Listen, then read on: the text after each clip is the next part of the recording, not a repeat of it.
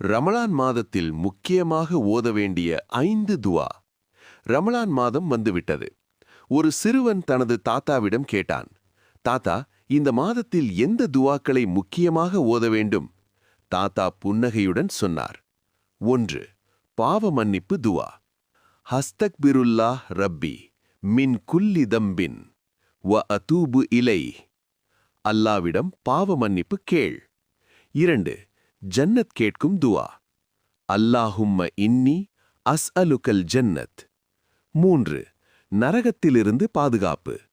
அல்லாஹும்ம அஜிர்னா மினன்னார். 4. லைலத்துல் கத்ர் துவா.